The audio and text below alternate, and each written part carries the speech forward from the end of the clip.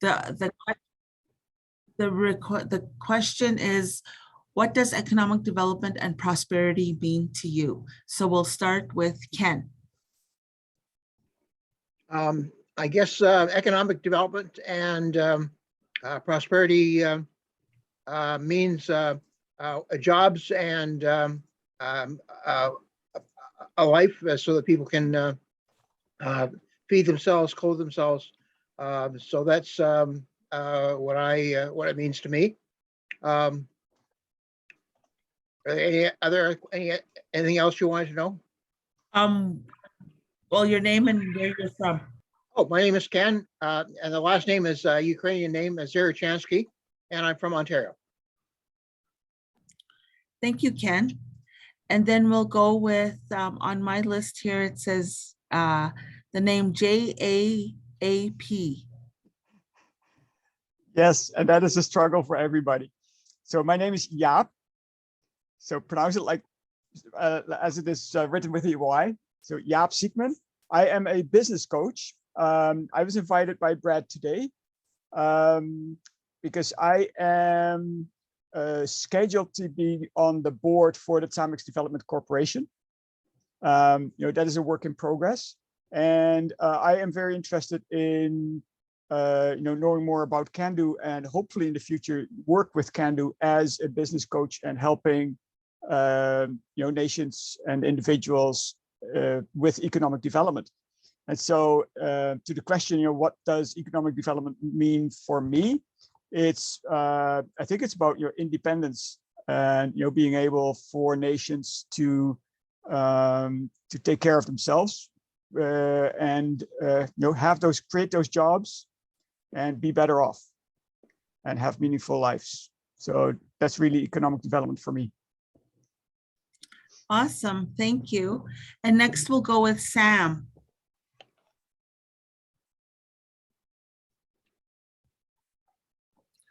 Hi, I'm a Toronto writer and I'm writing a story for the Anishinaabe News. One of the panelists, Katie, is in our coverage area. Her First Nation is in our coverage area. So I'll be writing a story on that. Awesome, awesome job.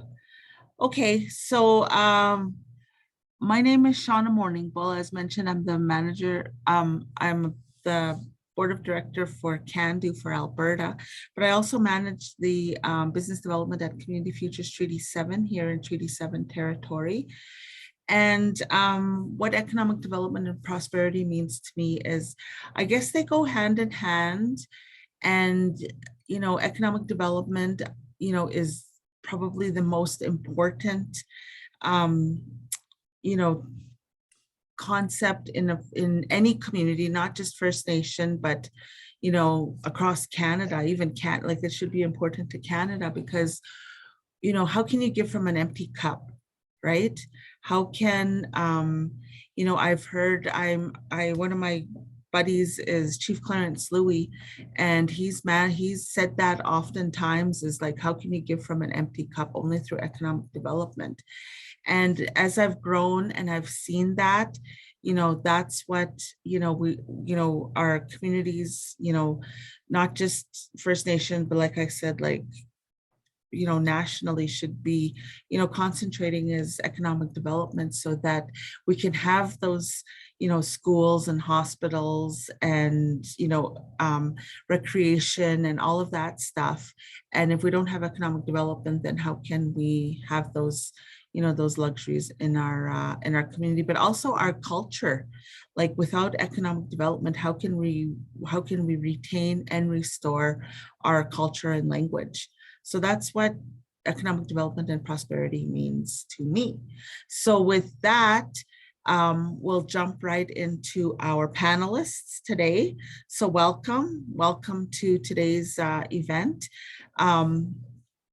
We have here today Katie Young-Haddlesey. Is that how you say that? Awesome. Chief Operating Officer for Curve Lake First Nation. Katie has worked in economic development in a government setting for over 20 years. I think she started when she was 11. Yeah, and she started her career with the Greater Peterborough Area Economic Development Corporation, where she worked for 13 years. During her time with this organization, she gained her economic development certificate through EDAC and was recognized with several local, provincial, and national awards. She then joined the business development team at the Peterborough Airport before venturing out on her own to start her business, Affinity Strategic Communications. More recently, Katie held the position of economic development lead for Curve Lake First Nation starting in 2017. In November 2022, 2022 or 2021? 21. She accepted the position of Chief Operating Officer with Curve Lake. During her time in economic development with Curve Lake, Katie has worked to develop and start a rural transportation initiative, a community garden, and an aquaculture initiative, and the development of the 26,000 square foot commercial center. She also oversaw the economic development, employment, tourism, and culture teams in, hold on one second. In 2019, Katie was named the Economic Developer of the Year at the National Can Do Conference and was a finalist for the Greater Peterborough Chamber of Commerce Businesswoman of the Year in 2020. Katie is married to Brian, a member of Curve Lake First Nation, and together they proudly parent 3 children. Awesome job, Katie. And we also have Brad Mercer from the Nisga'a village of, you're gonna have to help me get. Ts'amiks, also known as New Ianch. Okay, and Gitwin. Gitwin. Okay, That's the next village below us. and lives in Burnaby for 10 years. Nisga'a Samex. Yeah. Vancouver Society Economic Development Officer, new CED department, started in August 2021, created the economic arm of Ts'amiks Development Corporation, Housing Society, and the Foundation Group, formed the World Indigenous Youth Basketball Games. Did you really? We start next August, hopefully. My daughter played in the World Basketball Games at UBC. Yeah, that's the adult version. Yeah, my daughter played in that one. Awesome. Yeah, this one we have 10 countries. Oh, awesome. Created small business groups within urban partnerships since August 2021, 27 years in construction industry as a certified heavy equipment operator, camp-based environment, mining, hydroforestry, oil and gas, highways, and LNG. In business since 2000, owned small businesses, forestry and tourism, still holds an active business consulting group. Education is UBC Sauder's Business School and Simon Fraser University Economic Development, previous manager for Nisga's Government Corporation, which is a commercial group of companies, and Lissim's Backcountry Adventures. Awesome job, Brad. You said Lissim's right on. Oh. So, and then we have Katrina Shade with Piikani Resource Development Limited. She's the manager out of Piikani First Nation. Katrina is a member of the Piikani First Nation in Southern Alberta, a member of Blackfoot Confederacy.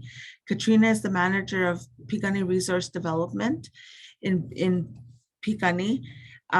It's the Economic Development Corporation for the Piikani Nation, developing resources on and off the nation. Piikani Nation is rich in its wind, sun, and water resources. And PRDL and under Katrina have harnessed this opportunity by aiding in development and management of renewable energy projects, both on and off the nation, including in owning transmission assets on the Piikani Nation, becoming the first First Nation in Alberta become a transmission facility owner. PRDL has also developed a commercial sand and gravel pit, industrial security services, and a communications entity, including an app, radio station, and newspaper. In Katrina's free time, she likes to watch her son play hockey and spend time with family and travel. So with that, I'll ask each and one of you to, as the icebreaker, we talked about what's economic development and prosperity mean to you. And we'll start with Katie. Thank you, Shauna. To me, I think I'm going to echo some of the words that have already been said, but it's self-sufficiency and the ability to make our own decisions about how we spend dollars without having to be responsible to governments and funding organizations and able to explain our funding. I think the example that I use often when I'm bothering ISK for more money is mental health and addiction help. We are unable to fund a lot of programming, able to send people to addiction centers when they're ready to go. And something like economic development creates the funds that can provide for things like that where the government won't step in. We have to find a way, and I'm very passionate about this. I don't think it's in my bio, but I'm actually finishing my, I'm doing my bachelor's in public administration and governance in an Indigenous context. And it's one of the things I'm writing my final paper on, is just that entire, sorry, just missing something, but the fact that we need to find ways to get away from the government and be able to fund our own programming and make our own decisions and not be stuck under their priorities and be able to set our own. So economic development to me is a form of freedom from those constructs that are set in place for us, the reporting, the constantly begging for the programming that we know that we need. It's also support for entrepreneurs and people that are job searching and creating an environment in our community that supports growth and pride and the ability to want to start your own business, and then the supports to do so and the locations in order to set it up. So that's what it means to me. Self-sufficiency, all wrapped up in a big explanation. Thank you, Katie. Brad? Thank you, Shauna. How's my volume? Is it okay? Yeah. Okay, well, I'm glad to be here. It's happy holidays to all of you. Hope everything's well for your families. To me, economic development is a important word. Growing up in a community to watch growth was a benefit for me, to be a part of the community, learning about how to be a part of the culture, the sports and recreation, and the business. So becoming into economic development was something that I take serious. Moving back from the Nisga'a Treaty lands down back to Vancouver to support our Anishka Society, where we have over 1,800 members. It was brand new to our community. They didn't know what economic development was. They don't know what the word was. So I had to do a lot of education to figure out who our people really are, who wanted to get into business, who are community builders, because community development is huge for economic development. And we already have those assets in place in Vancouver with a cultural component called Hobie, which is a Nisga'a New Year.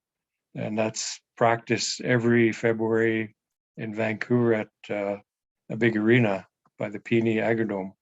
So with that particular event, that's community development, and that brings our community together in many ways. And it also includes opportunities for small businesses that are Nisga'a based.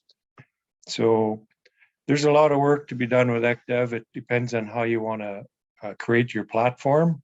Mine is education right now, just to teach our people, to give them a really good handle what economic development means for all of us as a community living in an urban environment compared to back home. And they're a lot different. But what we've got is we've started from ground zero, identifying who's ready to retire in a business, who can become a mentor, reaching out to partners to help us move forward. So the sign behind me That's what I built here in the city. We need growth. We need an economic arm to support our community. And our society they hold all of these positions, programs and services, outreach, single parents, seniors, people in trouble, and that costs dollars. And we can't depend on our own Nisga'a government to keep giving us those free handouts. So we formed Samex Development Corporate to get a profit and also see a not-for-profit to work with both sides, our people and business. So our corporation dollars that we start accumulating goes right back to our community. It's a unique system, but it's working. We've got really good support from our Nisga'a government, their headquarters back on treaty land. So even though we're brand new, it's working, and I'll get into a little bit more. But that's what prosperity is to me. That's the whole intention. You gotta give something back, and our corporation is there to do that for prosperity. Thank you. Thank you, Brad.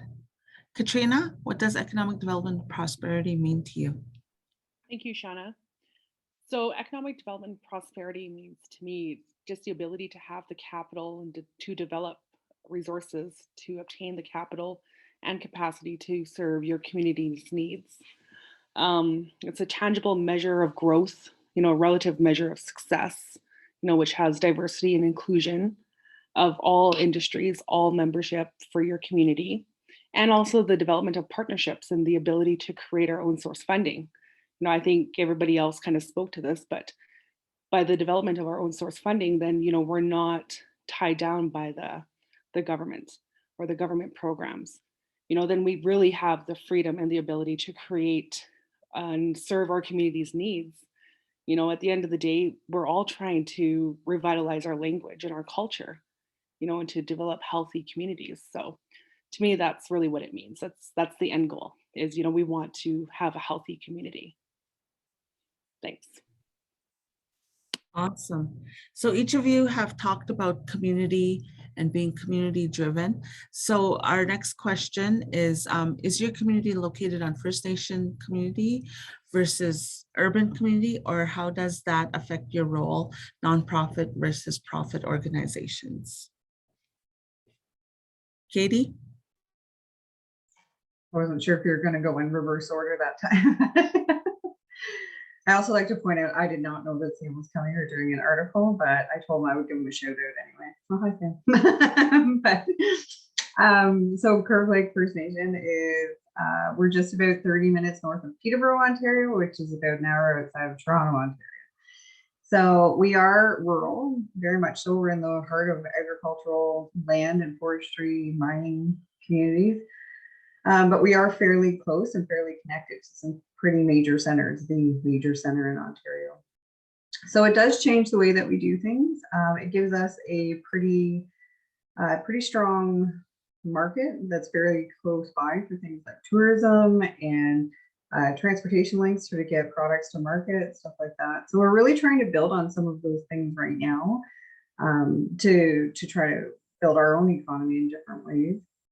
For example, we have a few cottages that we manage, nothing major, but we've put some money into them to upgrade them because we have, over the last few years, we started using Airbnb, and we haven't been able to have any space in them. They've been just packed full. So we've reinvested in these cottages to try to make them nicer. We also did a tourism development strategy recently and talked about ways that we could promote tourism and bring dollars in without being seen to be selling the culture, which is something that our community is very adamantly doesn't want. So using existing assets and some of our community businesses to promote them, and then potentially doing a boutique hotel to start to build on that growth that we've already started to see, and the cottages that we're, like I said, are rented out all the time. So being close to an urban center has absolutely played into that. Every single person that rents that cottage comes from the GTA, or those cottages, sorry, come from the GTA. So it's been a pretty important factor in our planning. Another part that we've really started to look at was like with the aquaculture facility. Our challenges become much less than those that are in the northern communities because we are so close to Toronto. There is a huge market right now for live fish. And we can get them from our front door into a refrigerator truck and to Toronto in less than 2 hours, like right to where they need to go. So we've got a different market segment that we can build on based on the fact that we're so close to that major market. Whereas the aquaculture facilities that are happening up north are looking more at frozen fish and processed fish, where we are able to hit the live fish market. So I think those are a couple of the examples of how we're a rural community, but we're very close to major urban centers. So it has definitely affected the way that we do business and we plan for the future. Thank you, Katie. Brad? Thank you, Shauna. I guess we got two hats. Because we're Nisga'a, we all belong to Nisga'a Treaty area back in the north, close to the Alaska border. And then our Anishka Society, where we all work and play and live in Coast Salish territories, is in the Lower Mainland area, Vancouver, where all of our members are from Vancouver Island and the Vancouver area, as far as Kelowna Kamloops area. That's pretty much our borders for our society. So we look after and take care of all of those Nisga'a citizens in that area. But when you talk about economic development, for profit, not for profit, we cover both grounds, meaning we've got our boots in the ground for profit back on treaty land with a gold mine right now where we have Nisga's working. And we just started just a few months ago. It's a brand new mine, and we have our people working in that mine. We're looking at bigger contracts right now, January, hopefully sign more. All of the people that live on treaty land, 99% of them are working for us. And what we're doing back in the Lower Mainland urban environment, we're looking at opportunities to grow in tourism in the city next year, 2022. And also we're looking at a agricultural land in Richmond to lease for our Nisga'a Ts'amiks agricultural training center, where we teach our youth how to grow agri-foods in different ways with different technology with renewable energy. And we return those food products back to our community, to seniors, low-income parents, that kind of thing. All on the same property where our bed and breakfast will be, which is a big facility. And that'll be our first tourism component for getting tourism started in the city, besides our cultural event, OBA. Our for-profit side also for Ts'amiks Development Corp in the city, we're looking at a lot of small business partnerships we belong to a lot of cultural groups, business associations in the city, and that's going really well for us and that's all part of community development, is to identify certain partners. And that all started when we hosted our Ts'amiks Small Business Forum in November, when we started reaching out to identify who would be the right fit to partner with us to make us grow quicker than later, and not to try and reinvent the wheel, which would take 100 years, to use organizations that are the right fit for us for growth, especially small business. So a lot of our business will be focused on treaty land and tourism development, resort development. We have investors for that. A lot of agriculture, transportation, logistics, railway.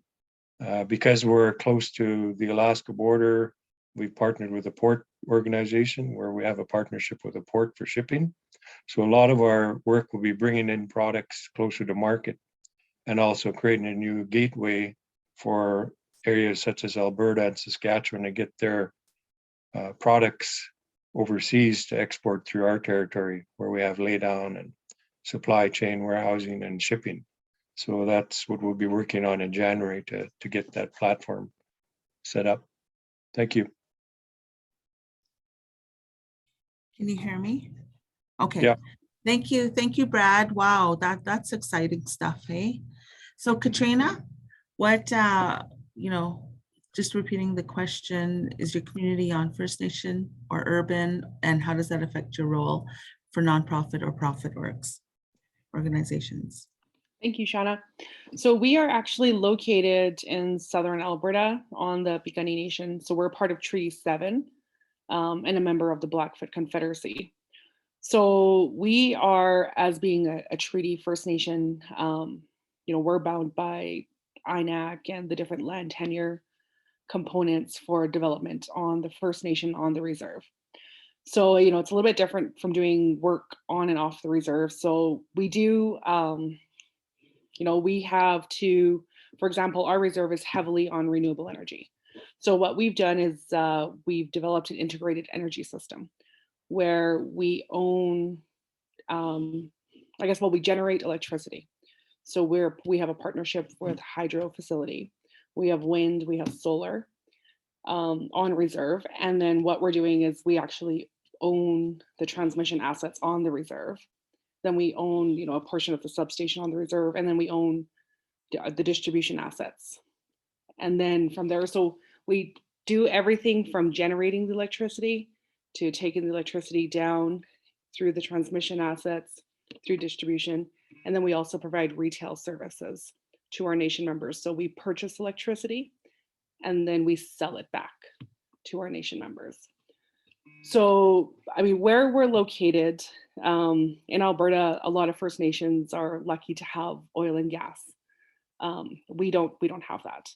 So that's why I said, we have the renewable energy. We have a lot of sun, we have water, we have wind, and we have aggregates. So it's just harnessing and diversifying and utilizing what we have on the nation to make, resource development. For a nation, ranching, farming is a huge component too. The nation owns, we own a ranch that has over 600 head of cattle, and we have just under 50 buffalo. We started a farming initiative too that also, we farm for the agriculture component, and we farm our own to develop our own feed for the cattle herds. So, it's just, kind of taking what we have and utilizing what we have. We also have a major highway that goes through our nation. We've started to develop commercial businesses for that. We just actually opened this last year, within the last year and a half, a main travel center. So this travel center is phase 1 to a multiple phased approach for commercial development along the highway. And we're also working with the provincial government to on the twinning, because they're actually going to twin the highway in the next few years. So we're working on the economic development opportunities that come with twinning this major artery. Yeah, definitely the tourism component. We're also really close to the Rocky Mountains. We're about 2 hours south of Calgary and about an hour west of Lethbridge. So we're very, we're more so close to the mountains, close to the United States border. We're not close to a major center. So, but we do have a lot of tourism opportunities and people coming through to ski, to take in the mountains, especially with COVID.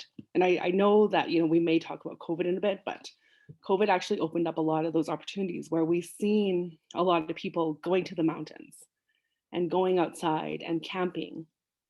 So those are things that we're going to capitalize on and just developing our tourism, our portfolio. And so off reserve, the Blackfoot Confederacy is basically, the Blackfoot Traditional Territory is everything Edmonton South in Alberta. So what we've done also is we've taken a look at all the development and all industry that's within that territory and capitalized on that for partnership opportunities, for training and employment opportunities. So that's everything from pipeline development, mining development, renewable energy development, just anywhere within the ancestral territory of the Blackfoot people. And then developing partnerships with those companies that are exploring to develop different businesses out there. Yeah, so it's everything we do is for profit. The nonprofit component, we actually just started a security business. And we've all talked about the different needs of the community. So with COVID came a lot of other different addictions to our own communities, right? So the security is there to protect, and that's kind of our nonprofit component, where the security is they're licensed security guards, and they actually, so they provide kind of the eyes and the ears for law enforcement on the nation to protect our nation members from whatever might be coming into the nation. So yeah, just kind of developing the services based on the economic needs for the nation. Yeah, thanks. And wasn't that also utilized through one of the traditional societies? Yeah, exactly. So it was born, the development of it. So we had the Brave Dog Society, and traditionally the Brave Dog Society were the police for the community. So they took care of the community. So we used that model to develop our security services. Awesome. And how much does the school save in their solar? We've had solar at the school since 2015, and they save on average per year about 20,000. So it's just over $100,000 in savings to the school. Awesome, awesome. Okay, so next question is, I guess you all kind of shared it in the other question, but if just a quick success story of community economic development in your community. Katie?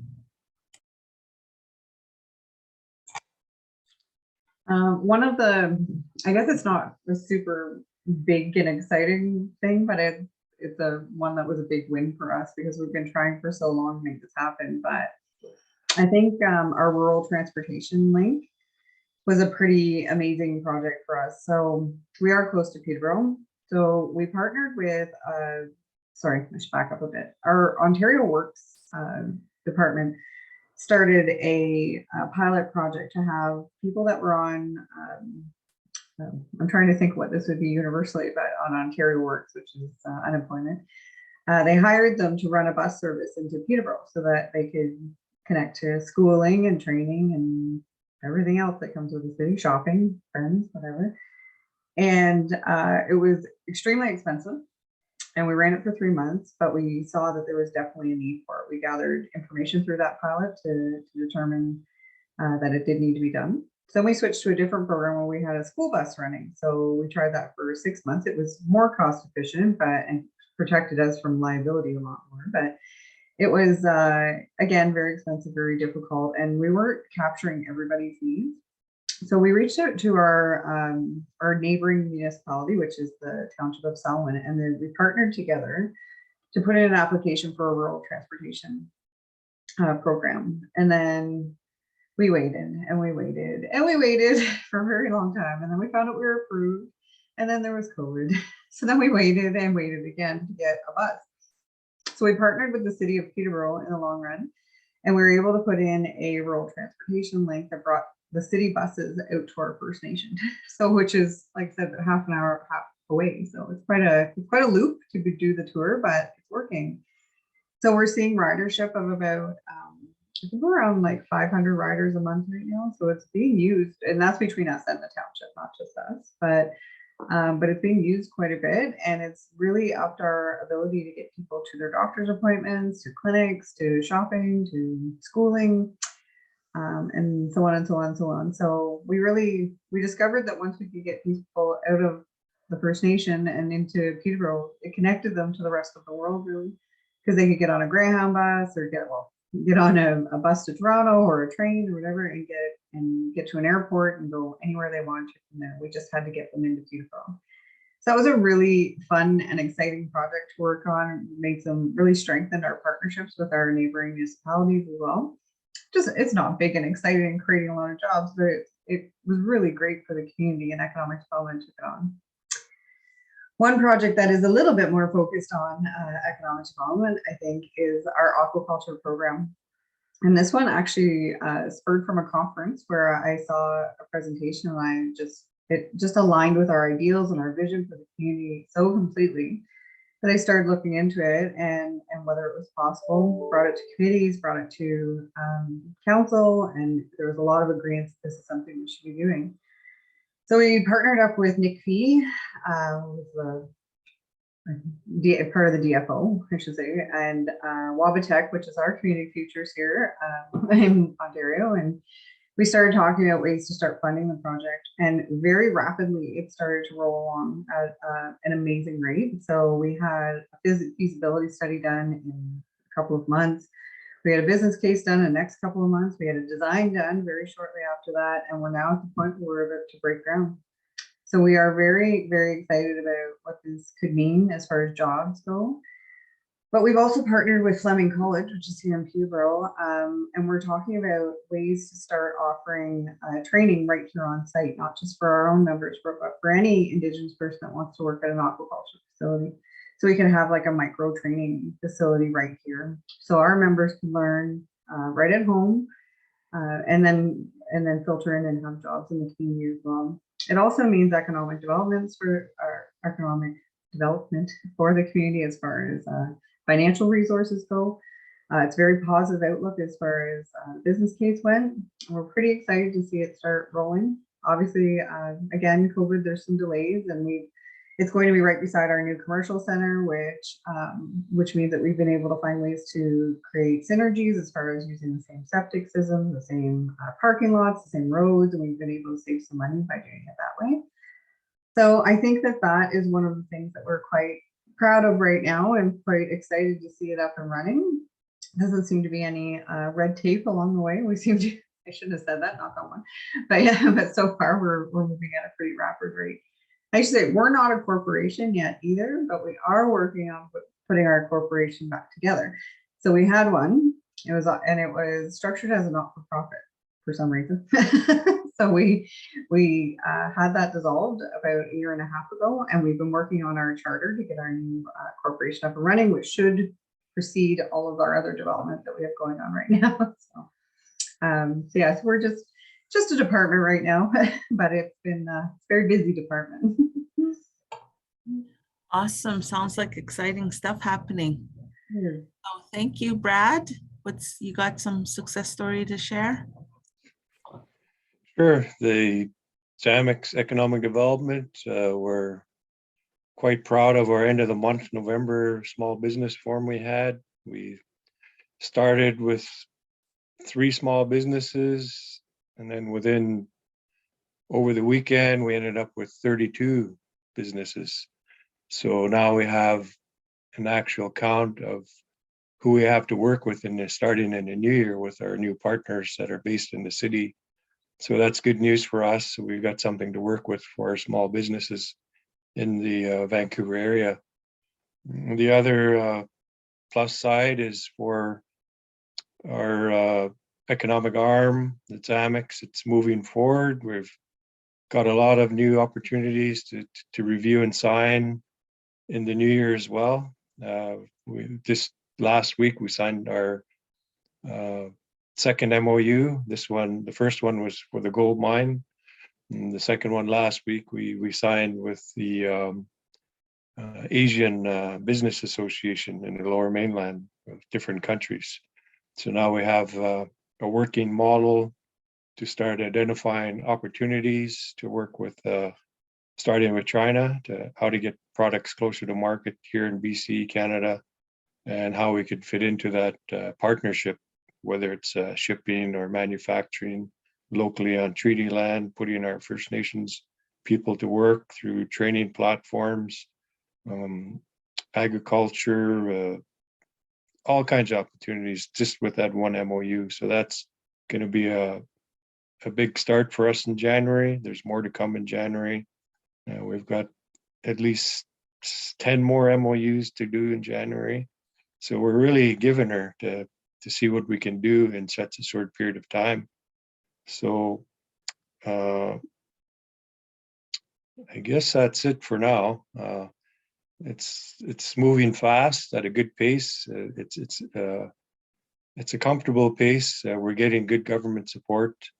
And we've been doing a lot of engagement with the province of BC government, with our Anishka Treaty government, with the different municipalities. So that's the steps that I saw us take to make us fit in at an early stage of where we're at with this new economic development group to be part of this Nisga'a Ts'amiks organization. Thank you. Awesome. Yeah. I look forward to, you know, seeing what comes out of that. Katrina? Thanks, Shauna. So I think for us, a success story, you know, something that we're very proud of is our partnership with Altalink called Piikani Link. That partnership was 9 years in the making. It took a long time. Altalink approached the nation. And in Alberta, the electricity industry is deregulated, meaning it's partially deregulated in terms of generation and retail, but transmission and distribution is regulated by the government. So the government says who can develop and where they're developing transmission and distribution assets. So the Altalink came to the nation and wanted to put this line through the Piikani Nation, which would have saved them millions of dollars. So the nation allowed them, but then we had this option to purchase a portion of the line. And so once we exercised that, there's a regulatory body that approves these types of deals in Alberta, and the Alberta Utilities Commission. They didn't know how to handle a First Nation becoming a transmission facility owner. So right now there's only 2 transmission facility owners in Alberta prior to us becoming one. And I mean, the regulatory hurdles, like this, just like the systematic barriers that we went through, like just like once we completed everything, it was like, okay, well now you got to do this. Now you got to do this. And just not understanding federal versus provincial, and you know how, because I guess at the end of the day, we're buying into a provincial system, but on federal land. So, you know, just going through all of those barriers. And I mean, it was crazy to the point where we got our, I think it was 2019, just before the pandemic. No, yeah, early 2019. We finally got our approval by the Alberta Utilities Commission after like years and years of just hurdles and them not fully understanding what it meant for a First Nation to become a transmission facility owner in this highly regulated industry. You know, it's the economics of the business deal are a no-brainer. It's, you know, it's a regulated utility. So you get a regulated rate of return over X amount of years of the utility. So that was not an issue, but it was the entire ownership structure. And there was, they call it a no harm test. So the no harm test basically says, by having Piikani Link become a transmission facility owner, there will not be any additional costs to the end user, meaning everyday Albertans who pay their bills. So again and again, we always had to prove that there was no issue. There was no harm, there was no additional costs for the Piikani Nation to become a transmission facility owner.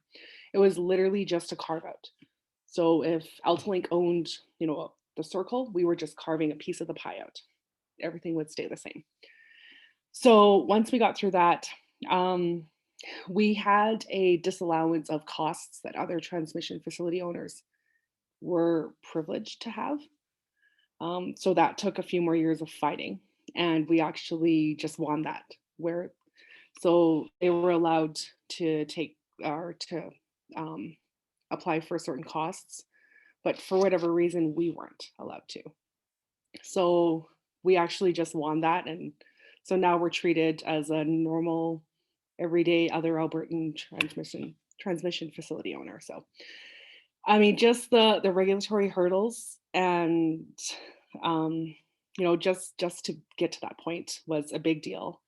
And to me, I mean, since I've been here at Piikani Resource Development, that is the biggest success story, because what it does is it actually opens up for other First Nations communities in Alberta to also become transmission facility owners. You know, we provided the structure. We provided, you know, we went to the banks and explained to the banks exactly what this was. So now everybody has a general understanding, and other First Nation communities can take advantage of this, where, I mean, you see it, we all have transmission facilities through our reserves. So, you know, just to have the option to own a portion of this utility, I think would make a big difference for a lot of First Nations and a lot of communities. in Alberta and everywhere else. I know Ontario has a similar electrical structure as Alberta. So, I think, I think Ontario, I think there is actually a First Nation in Ontario that owns transmission assets as well. But I mean, it's huge. It's a good opportunity for all First Nations. Thanks. I had the opportunity to be on PRDL's board from 2011 to January 2020. So I can attest to, when Katrina joined PRDL, and, a lot of her work was, trying to get it all in order, but, dealing with the Altalink. And, even when I left, they were still, and to hear that they won that case is exciting, to be a band member of Piikani. I am really proud of Katrina and the work that she's done with PRDL, and, all the the programs and the partnerships that have been created. So awesome. It's awesome job to hear that, Katrina. So next is twofold, and we're kind of running out of time here. So just quickly, if we could talk about, the pandemic, how have you adapted? What has, the pandemic offered to economic development opportunities, and any partnerships that were developed during the pandemic. So if we could just quickly, talk to that, and we'll start with Katie again. I think one of the biggest challenges in the beginning of the pandemic was the sheer frustration that we were feeling on behalf of our businesses, and the fact that all of the relief that was coming through, all of the government funding that was coming through to help businesses did not recognize the unique challenges of First Nations businesses.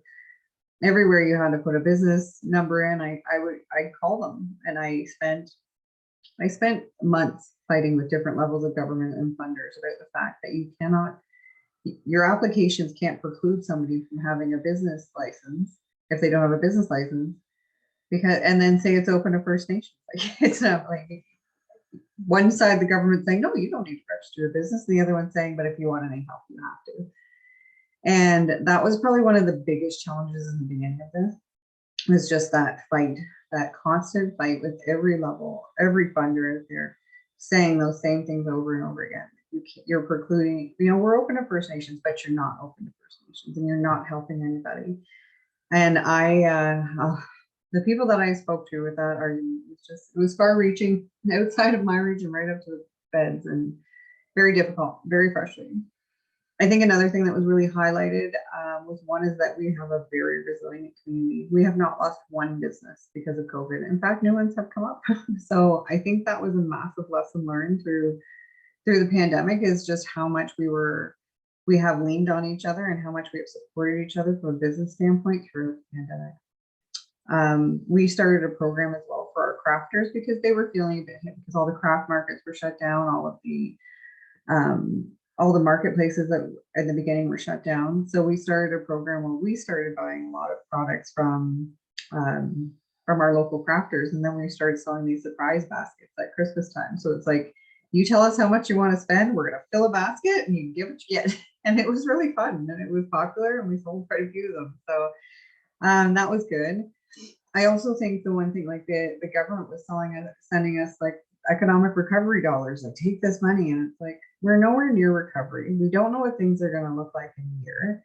And then they're like, but you have to spend it. It's like, but, this is poor planning, this is poor economic development. So you end up throwing money at things that are more like nice to haves than have to haves at the end of the pandemic. So I feel like that was kind of poorly laid out in a lot of the ways, but still appreciative to have the support, but very, very challenging.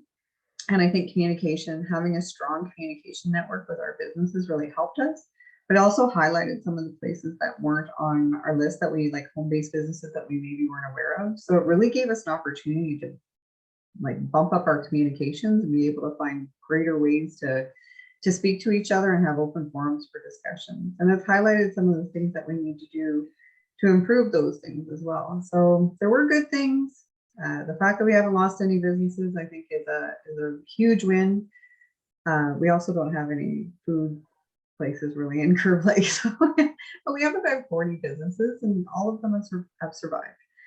So I think we constantly are sending out messages about what they needed to do to follow regulations and to keep people safe and so on. But then we were sending out, a lot of thank you for all that you're doing. Thank you for keeping people safe. And we've been pretty lucky here. I think we've had about 10, maybe under 10 cases of COVID so far.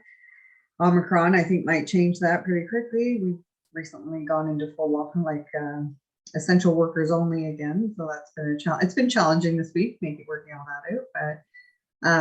But I think that we're in a good position to respond to something like this, which really was it left us feeling a little bit more secure with our business community as we move forward. So there was some good. Oh, I think you're muted, Shauna. Sorry. Oh, thank you, Katie. Brad? Thank you, Shauna. Being in the Vancouver area, it's been up and down, and we kind of fluked it off in the end of November when I scheduled our small business forum, and that's the turning point. So we're quite fortunate to host that event that weekend with a lot of government officials and associations that came in to speak and identify the gaps and look at the opportunities to work with our people. So that was a plus for us, where we can start developing the actual business case in January to move forward. The COVID part didn't really affect the small businesses because the majority of these guys and gals are all brand new. So we're working with fresh people.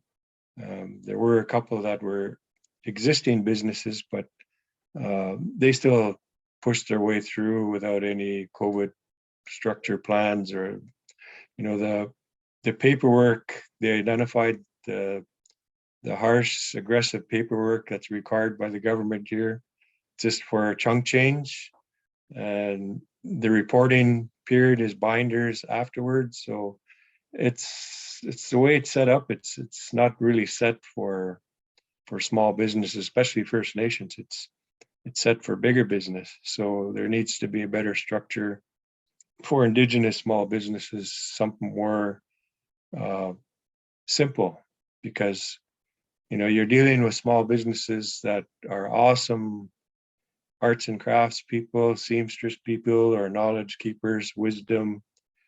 And for us, for example, those are all good. Like, they don't have to go to university. They have it all in their head already.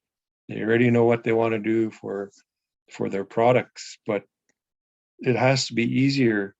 And so for COVID funding, they got to understand our people as well. And that's what my only problem about what COVID is bringing to the table. It's a big overkill for Indigenous small businesses. We never really challenged it yet because we're brand new with this in the city, working with brand new people. So for now, we're just grateful to get together and to see what we can do next in January with them. Thank you.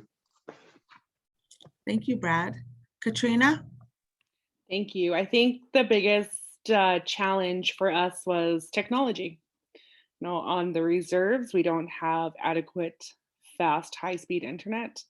A lot of our nation members don't have internet. A lot of our children at the school don't have computers, don't have internet. So I think, just adapting to that and taking the time that we needed to provide internet services or to help, small business individuals who didn't have, even an email address, because what they would do is they would actually go to, a craft fair, and that's where they'd sell their goods. So I think a lot of people, moved their businesses online, to Facebook and stuff. Our people are so innovative, and they're like, our people have been through many pandemics. Our people have been through, we've been through everything, all of our First Nations people in general. We've survived. And, it's just, it was nice to see, especially the small business individuals, and just how everybody thrived, how everybody adapted, everybody changed. Once we figured out the technology and, like everybody else, it's almost like everybody's mental health failed at first, and then, we figured it out, and technology. And I don't think, I don't think it's going away. This this whole pandemic component. I think it's just going to be in different waves, but I think just continuously adapting and changing how we do business and, figuring out our technology, figuring out, how to provide, and that's actually something that we're exploring right now is providing adequate internet to everybody, just to keep our community safe, to keep our elders safe. At the end of the day, that's who, we want to protect is our children and our elders. So providing adequate internet so families can still gather, families can still, basically socialize through video messaging, but providing everybody with technology and providing a retail service for internet. And so that's our next venture. Awesome. Awesome. Yes. And, like over the pandemic, I think I can count on one hand how many times I went to the mall, but I got addicted to buying from our artisans. I think I started out with 3 ribbon skirts and I have over 20. I started out with a handful of earrings and I have, oh my gosh, like I'm giving them away now. So wearing them once and then giving them away. But, we're resilient. As Indigenous people, we're resilient and we adapt. And I think that's just a part of who we are. And, so I'm encouraged and you're right. I think eventually we're just gonna have to live with all of this. With that said, are there any questions from the crowd, from the audience for our panel? Clear as mud. That's what I like to hear. Yeah, clear as mud. I'm I'll be working with Brad hopefully. But my interest is in working with nations as a business coach, business consultant, and help them with and in particular small businesses, help them to organize themselves and grow. And so I'm always on the lookout for ways where I can help with workshops, personal coaching of business owners and that sort of things. So I guess my question maybe to you as a panel is, what can I do to come up with proposals or have follow-up discussions around that? You can probably leave your so here, Aliyah has left their contact for LinkedIn in the chat box. So if you wanted to put your email address in the chat box, and then Elizabeth has their contact information. So maybe you can get in contact, with Elizabeth for their contact information. But if you left your email in the chat box, then they can definitely get in contact with you and have that further conversation. But that's what this is about, is creating those partnerships, creating that network and those conversations to move forward. Yep. So I see here Aliyah has their hand raised. Yeah. Hi everyone. The presentation was really good. In terms of my thoughts was it's good to see all the initiatives that are happening in terms of the smaller businesses and how to help them out. But have you had any questions surrounding supply chain? Because that's something that I'm currently working on, and I'm seeing we only talk about the large businesses, and then the smaller businesses tend to get left out of those conversations. And especially when it comes to negotiating for supplies or, the bidding process and purchasing with the municipalities being a conversation too. And another question I want to look at was has your business plans incorporated disaster recovery in that, not just looking at, natural disasters, but more so, people leaving their businesses, for exiting their businesses and how you could support that. So those are my 2 questions. One about supply chain and the other one is about incorporating disaster recovery. I can answer the supply chain one. There's a program, procurement strategy program, that a few weeks back, Candu had a presentation on the procurement strategy, Indigenous business on procurement strategy. And so you could probably, under Indigenous services, read a little bit more and have contact to that. But yes, I think the disaster, like each of you, what does your communities, just quickly come up with in terms of, disaster mitigating, pandemic, what have you learned kind of thing. So we'll start with Katie.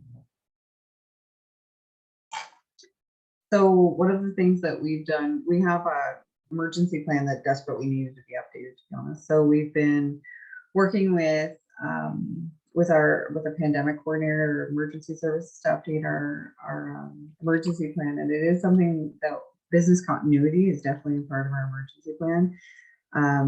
Communications is a big deal, especially on First Nations, right? Like we have a lot of vulnerable population that needs to be included. So that part was also really important and kind of missing a little bit from what we had there already. But yeah, but business continuity is a huge part of emergency planning. And I think that it's a part that a lot of people miss with their emergency plan. So I think, but it's luckily for in this situation, providing the support that they needed to make sure that they were navigating through the health recommendations were coming through was the biggest part of it. And then including that, making sure that moving forward, like things like we had a checkpoint up at one point and having it very clear where that is going to be and to make sure that we're not cutting off any of the businesses, stuff like that. So we've learned a lot through this about how to move forward and how to ensure that those things are thought about and written down and planned for the future. So it will be in our next draft of our emergency plan. It will be. Thank you, Katie. Brad? I guess the two questions, the first one is pretty straightforward. We have a team that does a lot of that already. That's separate from ECDEV.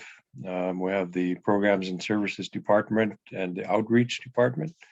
So they have their partners that are based in the city limits kind of municipality. And my job through the ECDEV was just to try and engage and look for other resources, other new partners that could work together with them. So that's one example where we used a cultural business association partnership where they provided gift cards to our department, and we used those for COVID support. And also we had recently a big flood in our area where a lot of washouts happened, and we had a lot of our Nisga'a people living in those areas, and that was a really good gesture for us to support our people that were stuck in their homes or staying in hotels during that flood period just recently. So it's all about understanding who you are, where you are, and identify potential partners. So you don't have to reinvent the wheel, just go with it. Like there's a lot of people that want to partner. But it's up to you to create that platform, how you see the partnership working. So thank you. Katrina? So I think, looking back to January 2020, when we all first heard about COVID-19, I think we all had a thought where it's not going to come here. It's not going to affect us. This is nothing. It's going to go away. And I know we thought that too. But I mean, at the time, one of our staff here called the supply and ordered like masks and hand sanitizer and stuff, things that we just never thought about like having. And so she actually stockpiled on a lot of stuff, so that when everything hit in March, we were the only entity that had like hand sanitizer. We had like masks and stuff like where nobody else had this stuff. So very grateful for that. And, at the time we thought like, you're crazy, what are you doing? But another thing, going back to disaster recovery, I think a lot of communities, we seen the grocery stores, there was no food. So we provided food services to our nation members, and that's where, once we're able to get the travel center going with like a small food mart in there to provide food services, because in the local towns, there was no food on the shelves for our people. So to try feed our people so our people didn't have to go out and get groceries was a huge component. Same thing like Katie, you know, right now we all had to take a step back and be like, okay, our current you know, plans aren't working. So we actually, same thing, we have an entity, we have a group of people who this is their job, they specialize in disaster management. And they're the ones that kind of keep us on the line with, you know, update your policies, introducing COVID-19 policies, and, you know, vaccine policies for vaccine mandates actually for individuals.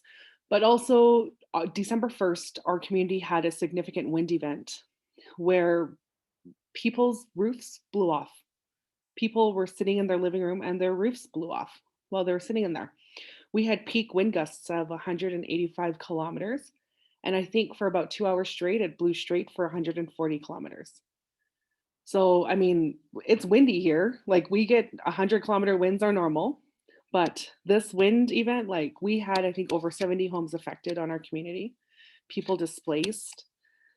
So currently right now, still cleaning up from that. There is still people staying in hotels. There is still people. So again, I think all these things are just a reminder to us to keep those policies updated, because anything could happen. A flood, a wind event, like in all my years, Shauna's from the same community. We've never seen wind like we've seen that night here. You know, food, even to be able to provide food to our people, to our community. Water, like the basic necessities, need to be included in these disaster plans. And, you know, I'm grateful for our disaster management team who keep us on the ball and keep us, you know, updating as we kind of live through this. We're constantly updating, you know, the needs for the community. But yeah, thanks.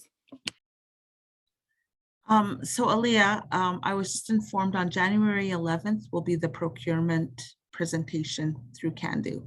So if you wanted to sign up for that one. But yes, like I can attest to what, you know, Katrina had mentioned. In all the years, I had never seen a wind event like that. When I was on PRDL board, they did some wind tests, and right smack dab in the middle of the Piikani First Nation is the windiest point in, I think, the world it was, right? And so where there's sun, there's wind, and oh my goodness, there's a like a little tunnel or whatever of the wind. Thank goodness my grandmother doesn't live in that tunnel, because I phoned her the next day and I was like, Grandma, are you okay?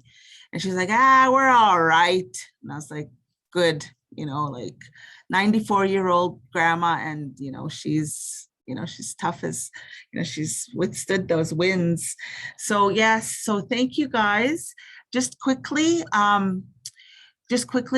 you know, 30 seconds. What initiatives do you have planned for the future?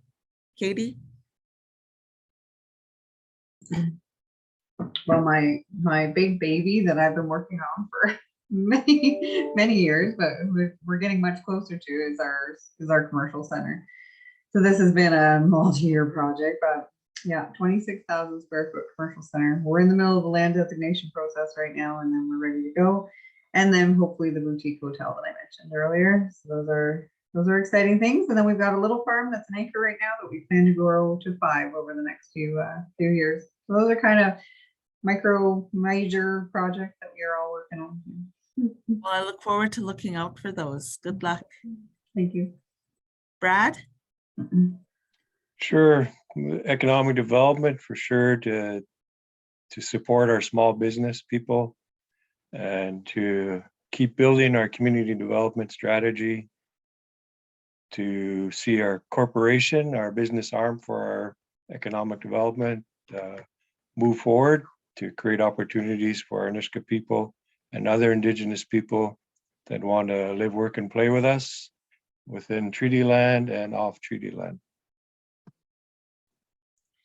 Thank you, Brad. Katrina? Just very quickly, we're partnered with a company and we're building a solar farm that will be operational next November. And then we're actually going to build another one kind of in the same area. That's a few years down. And then, you know, the next 2 years on reserve wind, like Shauna said, it's windy here. So we're just expanding our wind resource to develop a bigger commercial wind farm here. So in a nutshell, that's what we're doing. Awesome, awesome. I look forward to looking into, you know, when I go home and visit, seeing all of that once this, you know, all of this is over. So with that, thank you guys. Round of applause to each of you and all the activities that are, you know, going on in your neighborhoods, and keep up the good work. You know, economic development has, you know, been close to my heart. You know, I've worked in this field for the last 24 years. Like along with Katie, I started when I was 12. So you know, and Katrina started, I think, when she was 13. So, you know, we're young women in this ECDev business, and, you know, it's exciting. And thank you guys for joining us. And, you know, I this is recorded, so encourage people to, you know, come and have a listen, because, you know, everything you guys spoke about is exciting. And, you know, I wish you guys goodness. I thank you for the day. I think today is the shortest day of the year, and it's going to start getting, you know, longer. And, you know, this is exciting. And I wish you guys a Merry Christmas, and I wish your families, you know, good health and safety. And I think Katrina put her her information in the chat box. So if you guys want to take that down quickly, you know, and I just wish you guys safety. And I'm gonna, you know, keep my eyes on you guys, and, you know, the exciting stuff that's going on. Stay in touch with Can Do. If you guys know, you know, any members, tell them to sign up. And with that, have a good one, and thank you. Thank you. Miigwech. Thank you, everybody.